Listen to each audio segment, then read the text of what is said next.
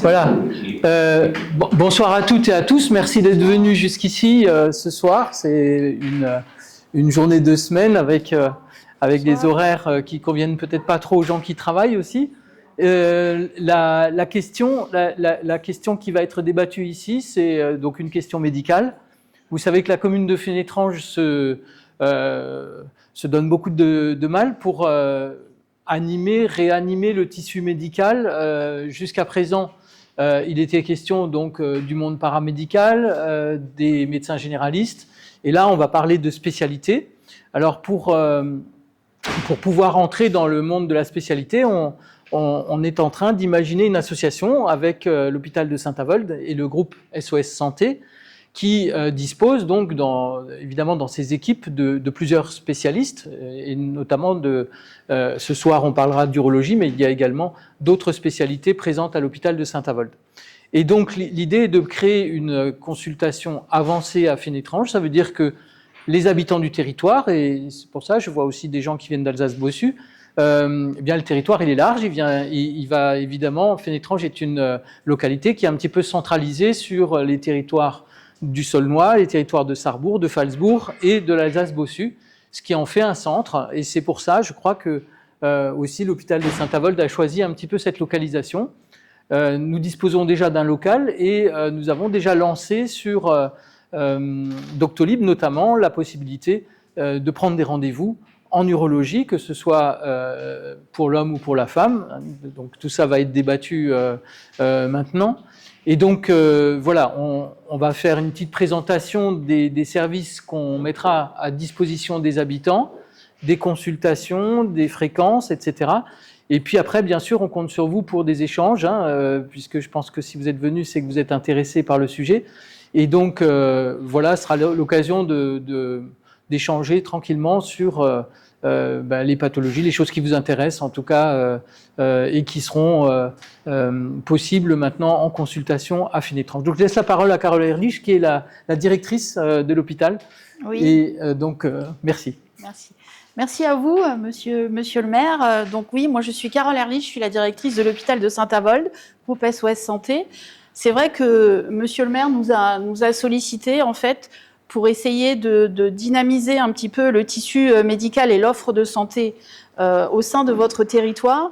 Et c'est vrai que c'est une mission des hôpitaux de travailler en collaboration ville, hôpital, ville, parce qu'en fait, la ville, les médecins traitants nous adressent des patients, mais c'est vrai que nous aussi après, une fois que le patient a été pris en charge par l'hôpital, on renvoie en fait au médecin traitant la poursuite de la prise en charge du patient. Donc, merci d'être venu ce soir. Donc, comme l'a dit monsieur le maire, oui, on a une équipe médicale, mais je pense que le docteur Tintila, ici présent, urologue, vous présentera l'équipe. En tout cas, c'est une équipe pluridisciplinaire qui a certaines spécialités. Il y a des hommes et il y a une femme qui aurait dû être là ce soir, mais en fait, elle a un petit problème, un souci personnel assez important. Mais en tout cas, on a une photo d'elle, comme ça, vous la verrez. C'est elle qui fera des consultations avancées à Fénétrange. On démarre dès le mois de juillet. Pour le moment, on fera une demi-journée par mois. Et c'est vrai que si, en fait, la demande est présente, on augmentera la fréquence de ces consultations. Et c'est vrai que si ça se passe bien, en tout cas, l'écrin, en tout cas, qu'on nous propose, la MSP, c'est magnifique.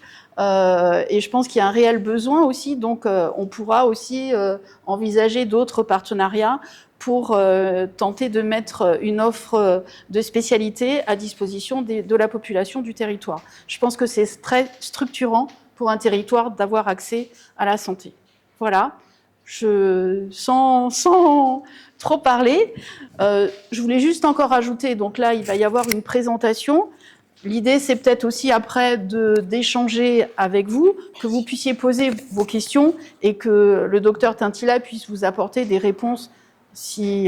Voilà, c'est peut-être plus sympa d'être interactif.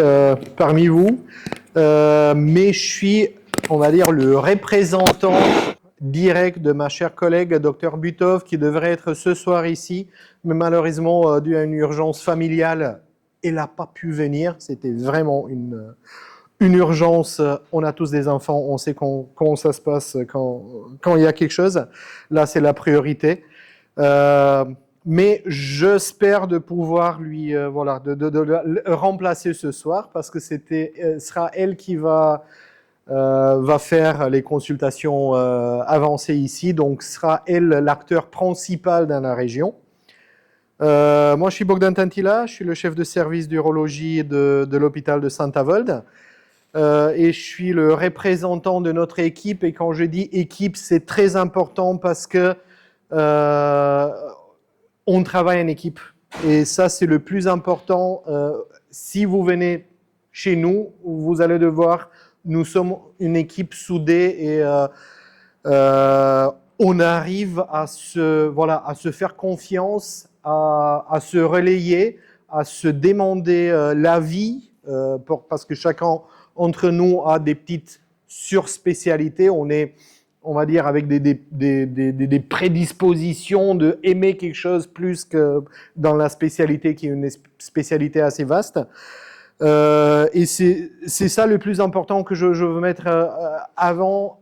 Nous sommes une équipe et la présentation que vous allez le voir, c'est de la part de notre équipe.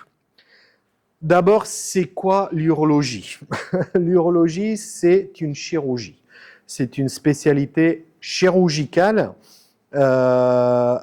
qui s'en occupe de tout ce que c'est maladies, pathologies de l'appareil urinaire, donc ça veut dire les reins, les uretères, la vessie et bien sûr la prostate, et des organes génitaux.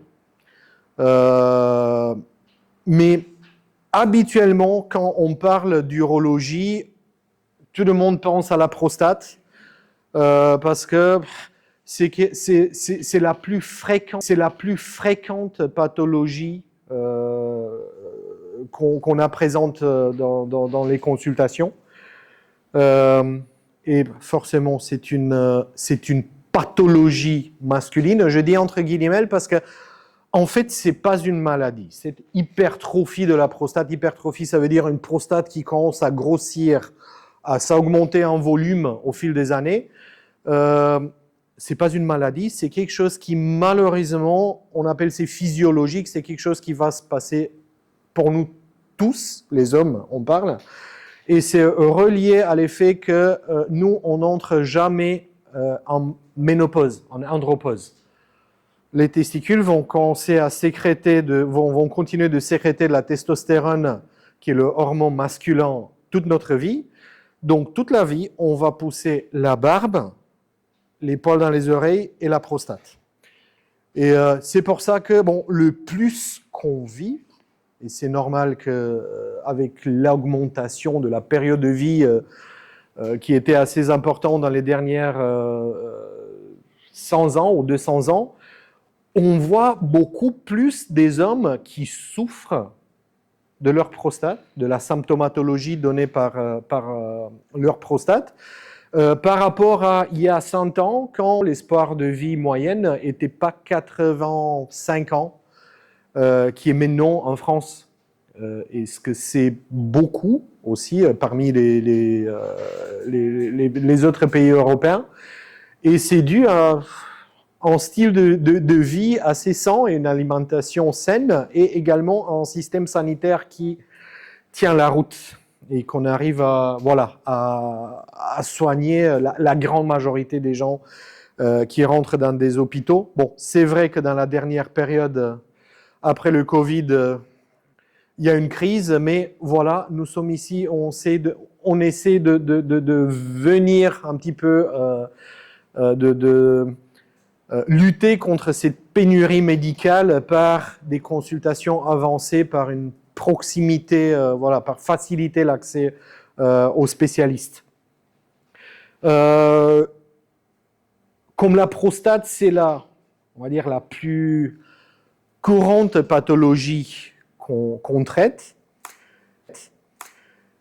Il faut comprendre, j'ai mis ça, sont les arbres décisionnels qui sont publiés par l'Association européenne d'urologie.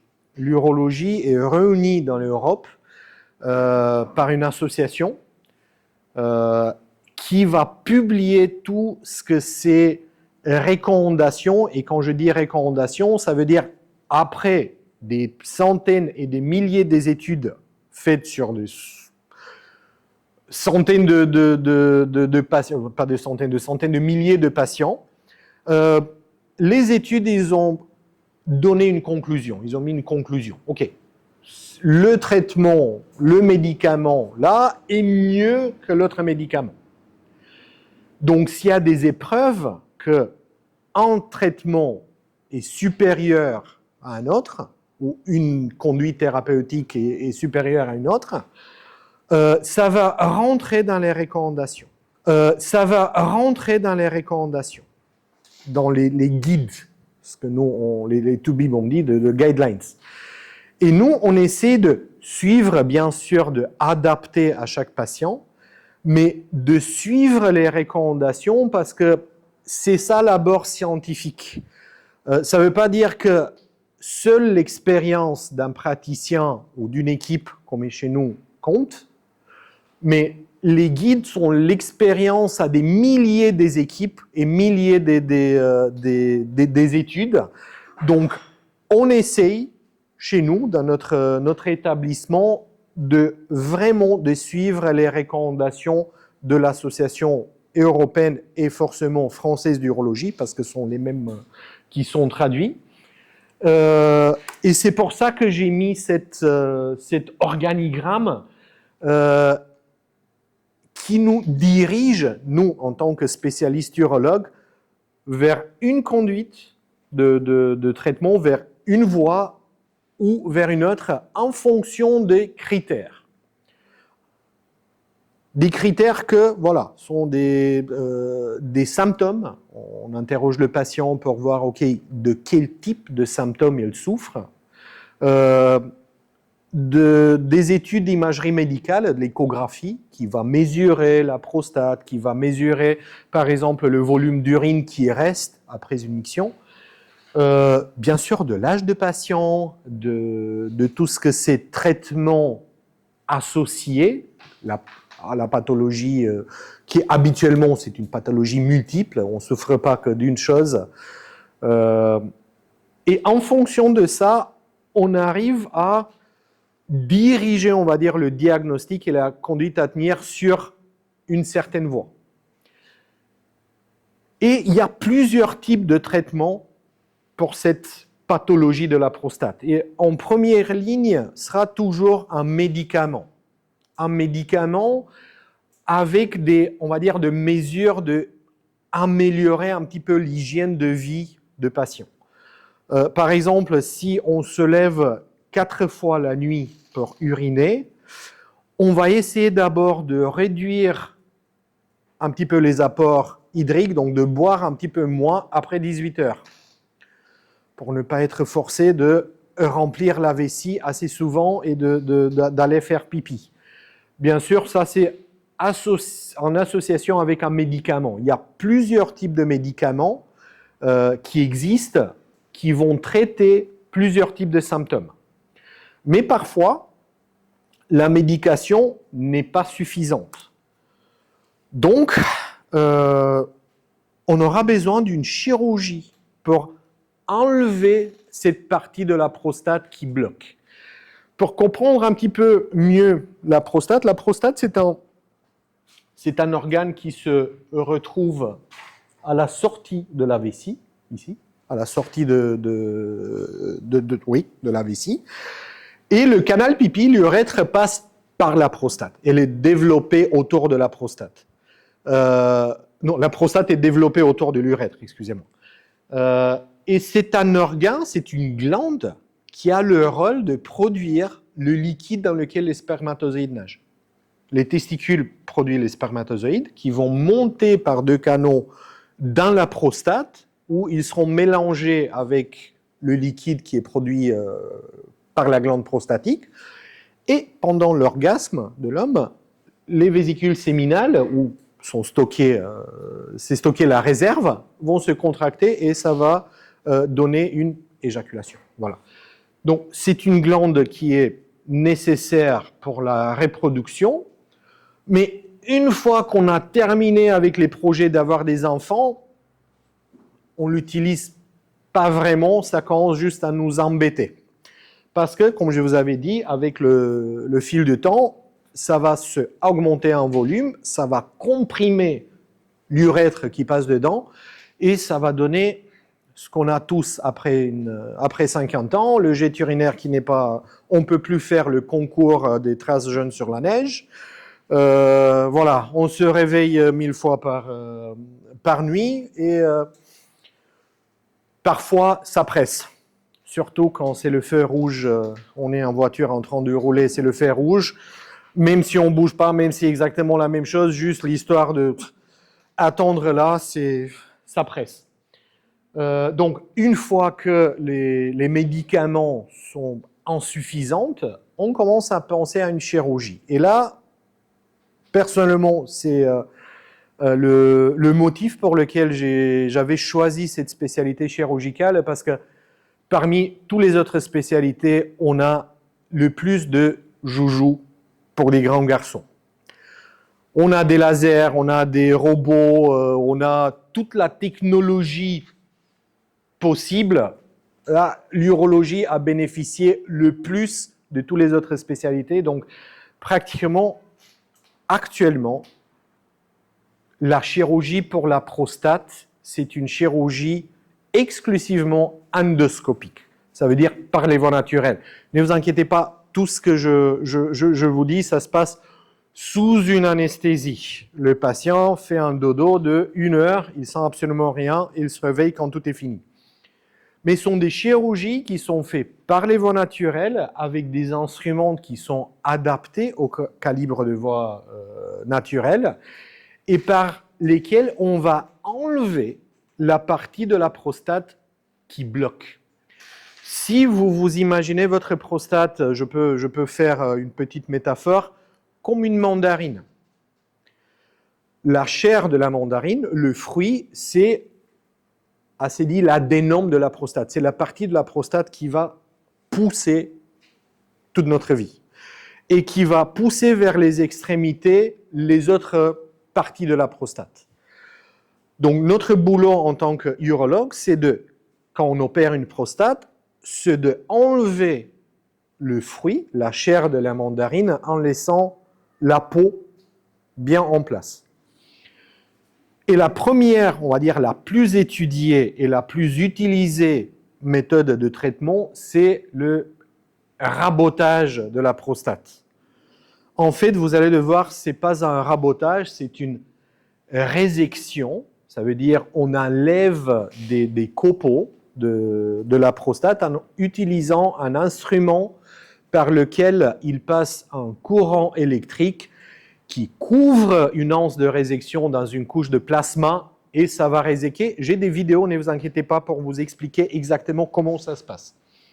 Mais l'idée, c'est qu'on part de quelque chose qui est comme ça. Ça, c'est une vision fibroscopique. Ça veut dire on regarde avec une caméra vidéo, on rentre par l'urètre et à un moment donné, on arrive dans la prostate et on voit que le patient pratiquement urine que par un petit trou. Et c'est pour ça que, voilà, le jet urinaire est bien diminué, qu'il ne vide pas la vessie.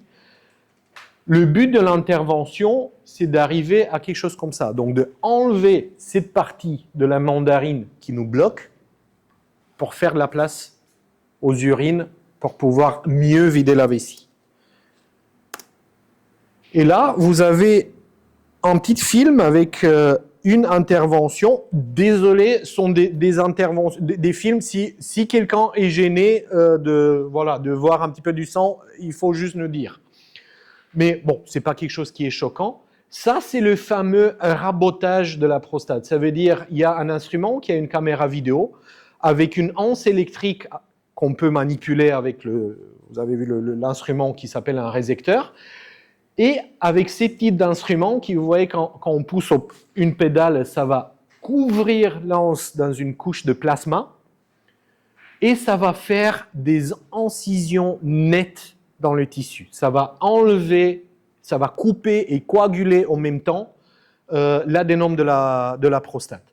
Et avec une intervention, comme vous voyez, on arrive à un moment donné à enlever tout ce que c'est la partie qui est en plus, qui gêne. Et ça s'appelle une résection de la prostate, une résection plasma bipolaire, si on veut être plus exact, de la prostate. C'est une intervention qui nécessite une hospitalisation d'environ 3 jours, parce qu'après l'intervention, on laisse pour 3 jours une sonde urinaire. Une sonde urinaire avec un lavage vésical continu, mais la moyenne sur tous les patients qu'on a traités de par ce type d'intervention, la moyenne d'hospitalisation, c'était autour de 2,4 ou 2,5 jours. Donc, il y a quand même 3 jours d'hospitalisation. Cette intervention, on va la faire quand on a des critères spécifiques. Ça veut dire pour un certain volume de la prostate, on préfère cette intervention et pas une autre. Cette intervention, on le préfère quand les prostates sont inférieures à 50 cm3. Si, à un moment donné, la prostate dépasse un certain volume, à l'époque, il y a environ 10 ans, l'intervention de prédilection, c'était une intervention par voie ouverte. On faisait une incision et avec le doigt, on essayait de trouver l'espace entre la peau de la mandarine et le fruit, et la chair de fruit, pour pouvoir ensuite enlever que la chair en laissant la coque en place. Ça s'appelait la chirurgie ouverte pour la prostate, l'adénomectomie, qui, bien sûr, c'est une intervention extrêmement efficace, parce qu'on enlève la partie qui bloque, et pratiquement c'est une intervention à vie. Une fois faite, il n'y a plus de récidive de l'adénome. Bonjour, prenez s'il vous plaît la place. Mais, oui, vous êtes dans le bon endroit. Mais c'est une intervention avec une incision au niveau de la peau, au niveau des muscles, au niveau de la vessie, qui nécessitait environ 1 semaine d'hospitalisation.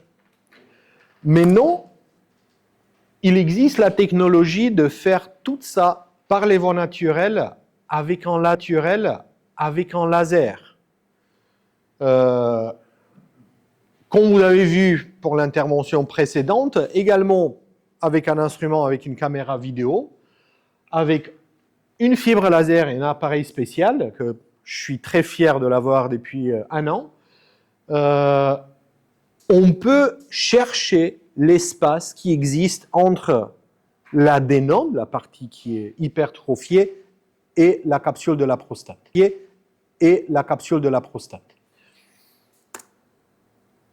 Je vous mets aussi un petit film pour voir comment ça se passe. Ça, c'est la fibre laser. Il y a une partie de l'adénome qui était poussée dans la vessie. Et là, on essaye de trouver, vous allez voir que ça se voit très, très, très facilement. On va essayer de trouver l'espace entre la capsule de la prostate et l'adénome. Et ensuite, de pousser l'adénome de la partie qu'on enlève, pousser dans la vessie et l'enlever avec un instrument spécial. Voilà, le laser fait des incisions très précises et cette partie-là, c'est la partie qui va partir, l'adénome, et cette partie-là qui reste, c'est la peau de la mandarine, la partie qui doit rester. Et ça, c'est, on va dire, la plus moderne alternative à la chirurgie classique.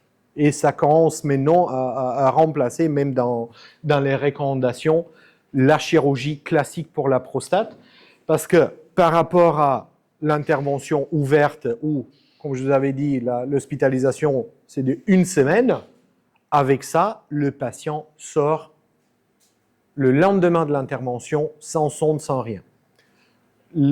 L'hémostase, ça veut dire l'effet de arrêter le saignement de ces types de lasers, est incroyable. Donc, on se permet qu'il y a forcément une sonde en immédiat post-opératoire, une sonde urinaire, d'enlever la sonde le lendemain de l'intervention et le patient quitte le service.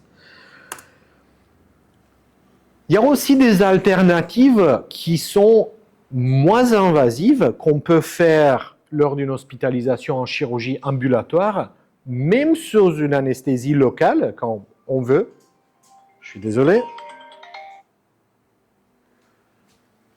C'est Dr Clément. Est-ce que vous pouvez...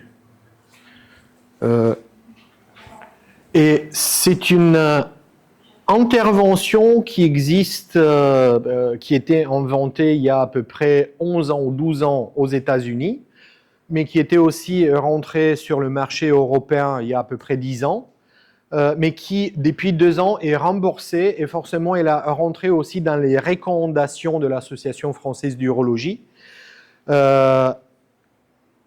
Quand on a des patients qui sont plus jeunes, qui ont des prostates plus petites et où on ne veut pas enlever une partie, il existe juste la possibilité de faire de la place. C'est une intervention qui s'est empruntée un petit peu de la chirurgie esthétique, les liftings. Je suis sûr que vous avez... Attendez, quelle vedette a fait un lifting? C'est avec des fils de suture non résorbables, tire à un moment donné sur les tissus. Et si vous vous rappelez la forme de la prostate, on part de quelque chose comme ça, où la prostate bloque, il ferme l'urètre, et avec un instrument spécial qui met des implants, des fils non résorbables dedans la prostate, on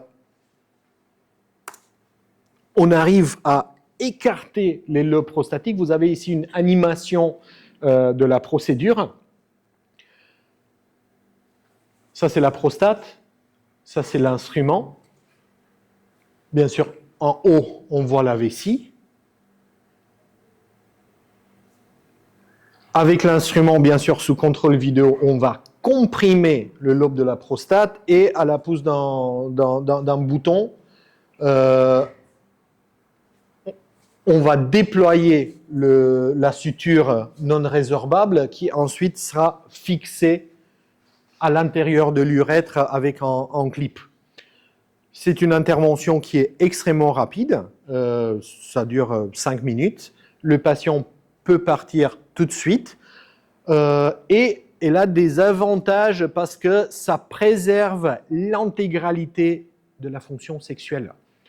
Les autres interventions que vous avez vues où on enlève une partie de la prostate, l'éjaculation, le sperme pendant l'éjaculation va refouler dans la vessie. Ça ne va jamais sortir à l'extérieur.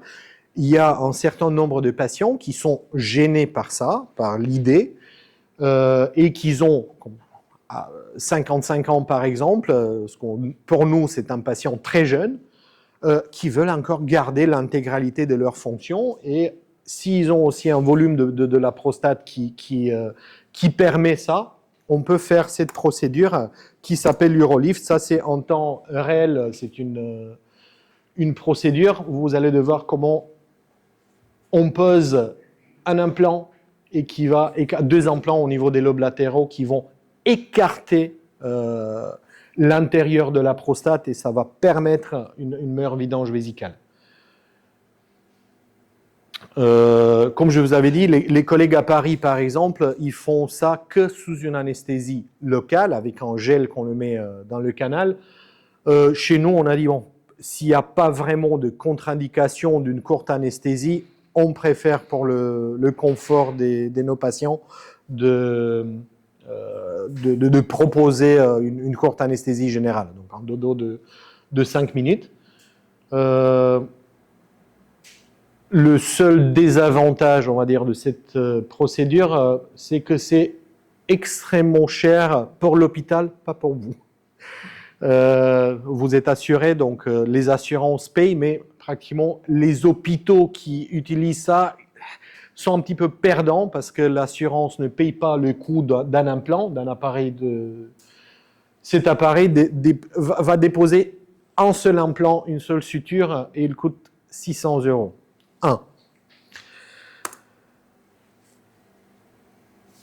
Si vous me permettez, je veux conclure un petit peu sur tout ce que c'est traitement de l'adénome de la prostate, c'est que actuellement, j'ai la chance de travailler dans un établissement où je peux proposer toutes les alternatives de traitement chirurgical qui sont actuellement recommandées par l'Association française et européenne d'urologie. On a la résection de la prostate, la résection bipolaire, on a un laser de dernière génération et on a cette urolife. Donc, toute la chirurgie actuellement proposée pour l'adénome de la prostate, c'est une chirurgie minime-invasive par les voies naturelles. Et avec, bien sûr, pas de douleur et une hospitalisation minimale. C'est exactement le même cas pour la lithiase urinaire, pour les calculs rénaux. Là, on est parti de très très très loin. Parce qu'il y a quelques centaines d'années, tout ce que c'était calcul dans la vessie avait besoin de au moins 4 personnes, 3 juste pour tenir le patient. On coupait en latéral de la prostate, dans la vessie, sans aucune anesthésie, et on a enlevé les calculs urinaires. C'était une intervention qui était très bien codifiée, c'était faite par une personne qui s'appelait un lithotomiste, et c'était son boulot de faire ça. La mortalité était autour de 60%. Quand même. Mais voilà, ça c'est dans le musée de l'Association française d'urologie. La taille des cailloux qu'on sortait de la vessie à cette époque-là avec un instrument, ça c'est un couteau par lequel on sculptait dans le périnée de patient et dans la prostate. Donc, comme je vous avais dit, on était parti de extrêmement loin parce qu'actuellement, tout ce qu'on fait pour la lithiase, c'est exclusivement par les voies naturelles.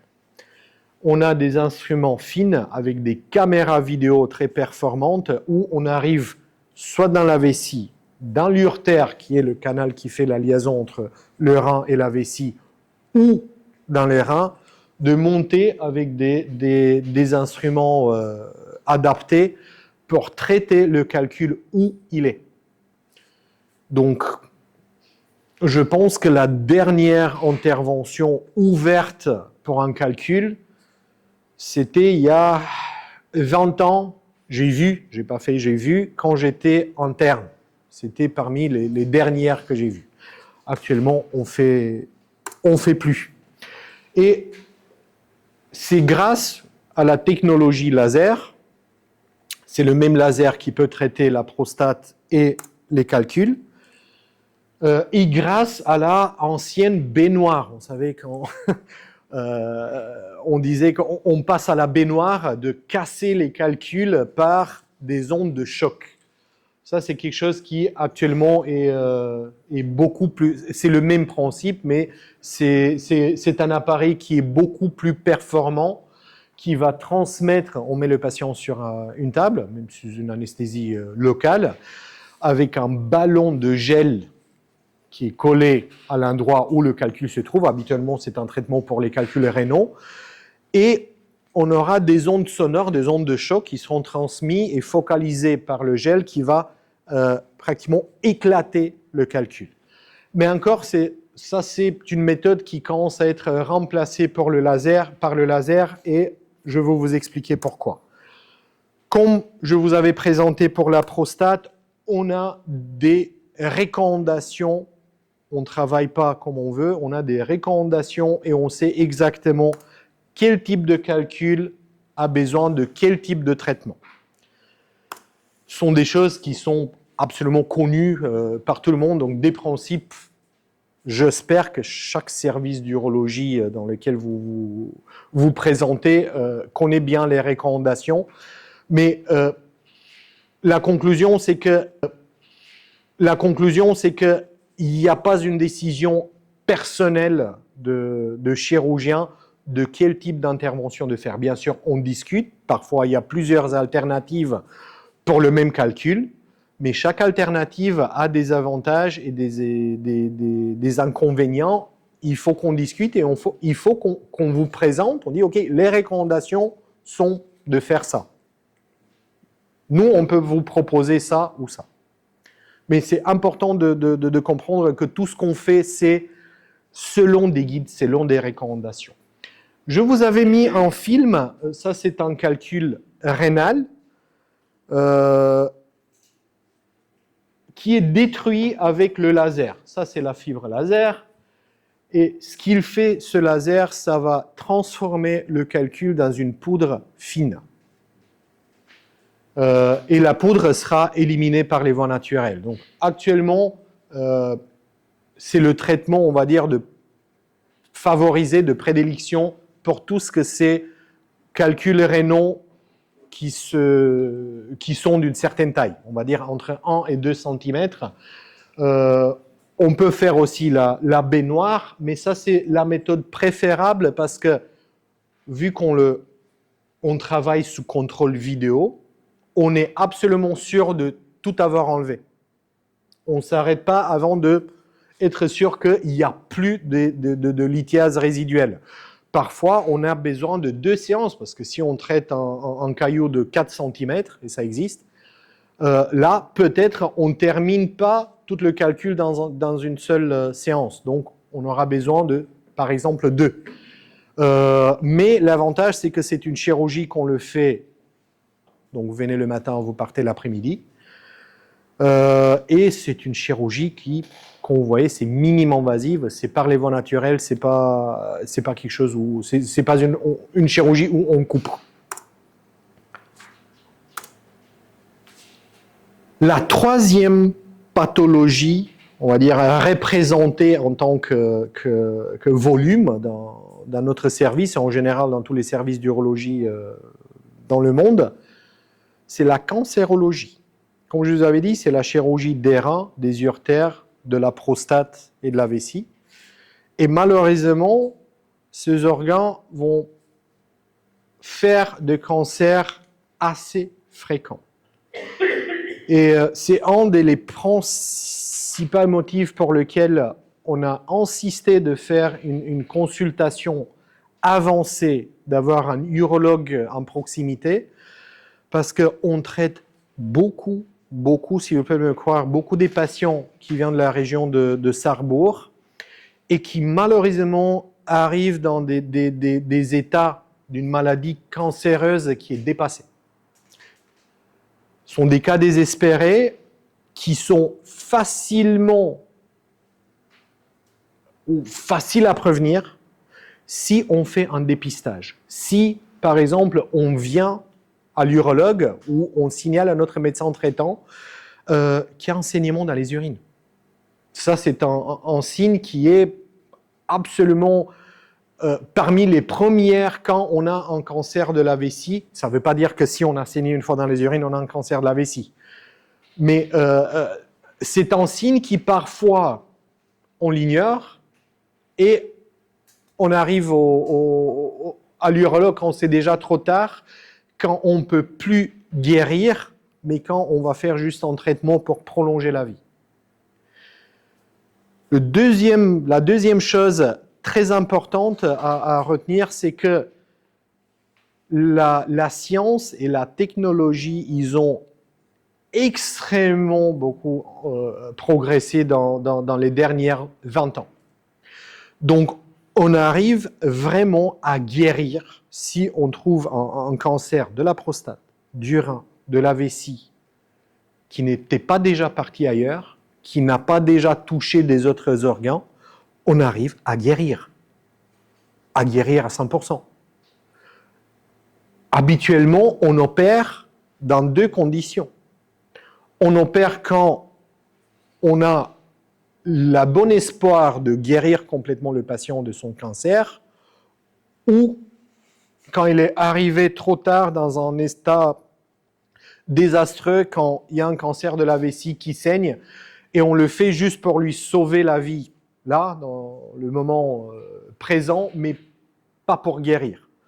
Mais heureusement, la grande majorité des cancers urologiques qu'on opère actuellement sont des cancers qui sont localisés qu'à l'organe d'où provient le cancer. donc où on peut guérir le patient. C'est pour ça, c'est très important de faire la surveillance de la prise de sang par votre bilan biologique. Et à un moment donné, s'il y a des symptômes inquiétants ou par exemple le fameux PSA, c'est une analyse, une prise de sang qu'on utilise pour le dépistage précoce de cancer de la prostate. Quand on voit un signal d'alarme, il faut tout de suite aller voir un urologue parce que dans la grande majorité de cas, on arrive à guérir. Et comme je vous avais dit, les plus courantes cancers en urologie sont le cancer de la prostate, le cancer de la vessie et le cancer des reins. Comme vous avez vu jusqu'à l'instant, il y a des recommandations et il y a des procédures, il y a des protocoles de diagnostic. On va bilanter le patient, on va faire un bilan selon tout ce que c'est, on va dire les recommandations, tout ce que c'est les explorations complémentaires qui vont nous donner le diagnostic complet, et il y a un timing. Ça veut dire il faut faire ça avant ça.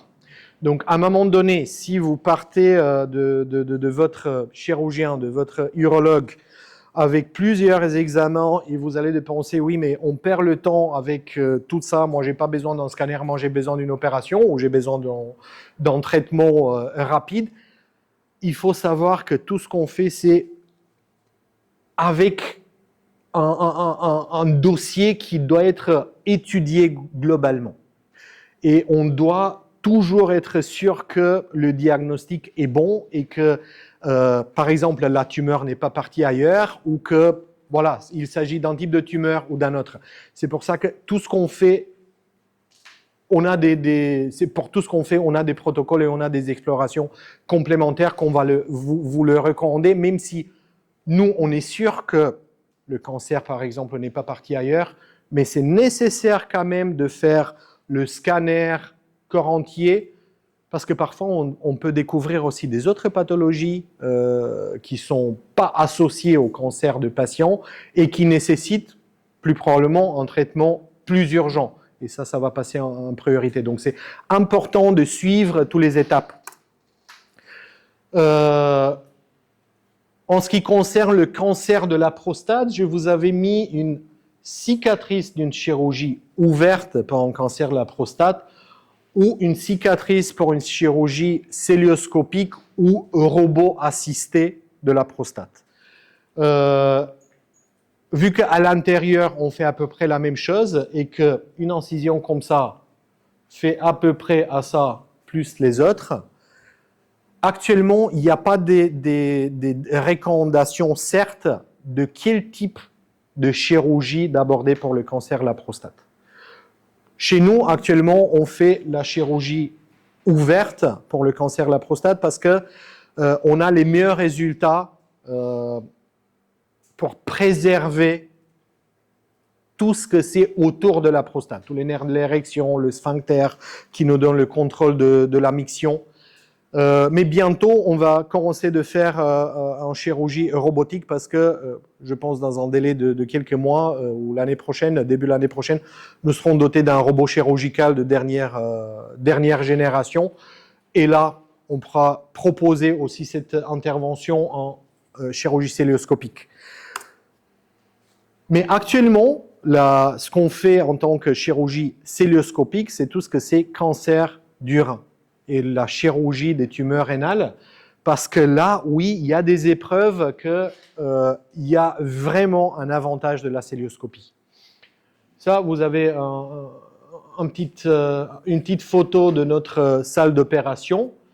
Ça, c'est notre grand absent d'aujourd'hui, Dr Butov, et à côté, c'est moi. Et les lunettes ne sont pas pour être cool, c'est parce que on est doté d'une cœlioscopie en 3 dimensions. Donc, on voit pratiquement comme en cinématographe 3D, quand on met les lunettes, et on voit en 3 dimensions. Et ça augmente la précision de geste et la sécurité de geste. Et surtout, ça nous aide de faire les interventions plus rapidement qu'une celluloscopie conventionnelle et de tenir le patient moins du temps sous anesthésie. Comme je vous avais dit, pour la chirurgie rénale, oui, il y a une différence, une immense différence en ce qui concerne la souffrance post-opératoire. Habituellement, les chirurgies du rein se font avec un fermoir assez important, ici ou ici, qui sont des incisions très douloureuses, même 6 mois ou 1 an après l'intervention. Actuellement, avec la caméra vidéo 3D et les instruments qu'on met à l'intérieur, on arrive de faire cette intervention avec juste des petites incisions. Et là, c'est un cas, désolé pour le choc, ça c'est un rein tumoral. Vous voyez par rapport à la main de notre collègue, de Dr Butov, donc c'était un bébé à peu près comme ça, qu'on a arrivé à faire en celluloscopie chez un patient bien représenté point de vue abdominal, donc un patient obèse qui avait un grand bidon, et où on a réussi de sortir ce rein par une incision comme ça. Et le patient a quitté l'établissement 3 jours après l'intervention. Donc là, dans ce cas-là, l'avantage de la celluloscopie, la minime invasivité est absolument sans question. Notre équipe vous remercie pour votre présence. Et Zentia, malheureusement, comme elle n'est pas chez nous, au moins, on a fait une photo pour mettre un visage sur le nom. Et sera elle qui va vous accompagner à la maison médicale et qui va faire les consultations urologiques. Donc, n'hésitez pas, c'est une chère collègue, c'est une amie, c'est extrêmement compétente et on est très fiers. Docteur Thierry Clément, mon cher ami, et le sous-signé Bogdan Tanti.